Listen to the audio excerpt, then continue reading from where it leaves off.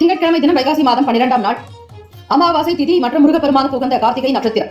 இந்த நாள் விரத வழிபாடுதலை செய்வது மிக மிக நல்லது. முருகப்பெருமானுக்கும் விரதங்களை அனுஷ்டித்தது போல இருக்க முன்னோர்களை நினைத்து அவர்களுக்காக உரிய பூஜை வழிபாடுகள் செய்து விரதங்களை அனுஷ்டிப்பது மிகவே நல்லது. அது உங்களுக்கு வாழ்க்கையில் அடுத்த கட்ட நிலைக்கு வளர்ச்சிக்கு வழிவகுக்கும்.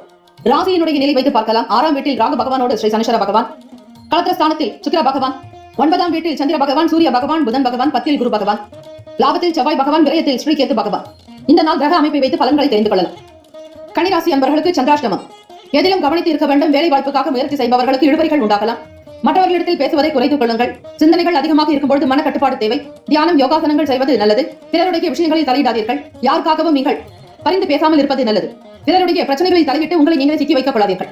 மிக மிக ஜாக்கிரதையாக கவனமாக நகர வேண்டிய நாள். பிரச்சனைகள் என்னும்பொழுது அதிலிருந்து விலகி இருக்க பாருங்கள். தெரிந்தவர்களாக இருக்கிறதே என்று யாருக்காகவும் நீங்கள் உதவி செய்யாதீர்கள். அந்த உதவியின் மூலமாக உங்களுக்கு சங்கடங்கள் வரலாம். சந்திராஷ்டமம் என்பதால் மிக மிக எச்சரிக்கையாகவே இருக்க வேண்டும்.